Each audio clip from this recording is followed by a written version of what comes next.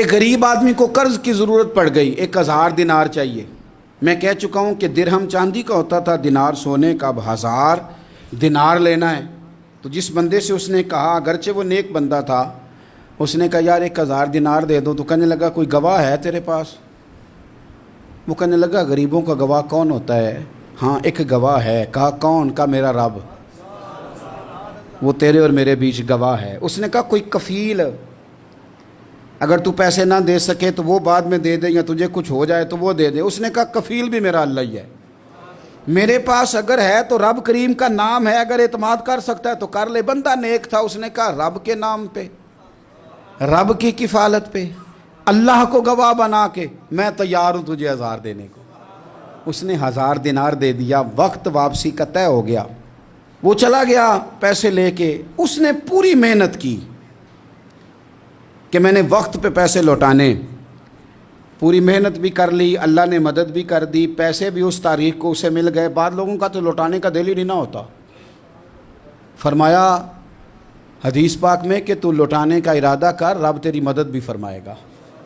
لیکن یہاں بہت سارے لوگ کہتے ہیں خیر ہے، ارادہ ہی نہیں، تو پھر جس طرح کا بندے کا گمان ہو رب بھی اسی طرح کا معاملہ فرماتا ہے۔ اس نے پیسے جمع بھی کر لیے اور واپس دینے کو تیار بھی ہو گیا، لیکن رستہ بحری جہاز کا تھا، کشتی کا تھا، دریا کے رستے واپس آنا تھا۔ اب وہ جب آ گیا دریا کے کنارے تو بڑی کوشش کی، پر وہاں اسے کوئی کشتی نہیں ملی۔ وقت پہ پیسے لوٹانے ہیں، سفر کرنا ہے، اب سواری میسر نہیں ہے۔ سوچ سوچ کے پریشان تھا کہ میں نے تو اللہ کے نام پہ لیے۔ اچانک دل میں ایک تجویز آئی، اس نے ایک لکڑی لی، لکڑی کو اندر سے کھولا، 1000 دینار اس میں بھرا، بخاری پڑھ رہا ہوں، اور ساتھ ایک خط بھی لکھا کہ یار میں پیسے پہنچانا چاہتا تھا پر مجھے کوئی چیز نہیں ملی دریا کے اس پار آنے، اللہ کے نام پر تیری طرف روانہ کر رہا ہوں۔ اور یہ کہہ کہ وہ لکڑی دریا میں رکھ دی، وہ لکڑی ڈوب گئی ہے، واپس آ گیا۔ وہ جس نے پیسے لینے تھے وہ عین مقررہ وقت پر دریا کنارے آیا۔ صبح سے سر شام تک اس نے انتظار کیا، دل ڈھلنے لگا تو دل میں خیال آ گیا کہ یار نہیں، اس نے دینا ہی نہیں، جھوٹا وعدہ کر گیا، پہنچا ہی نہیں وقت پہ۔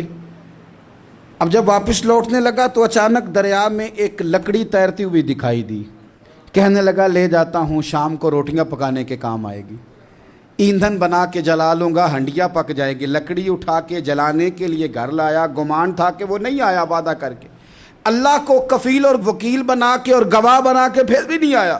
لکڑی لے کے گھر گیا، بخاری ہے، اور جب اس کو چیرا نہ کہ میں اس کی آگ جلاؤں گا، کھولا تو اندر سے 1000 دینار بھی نکل آیا، خط بھی نکل آیا۔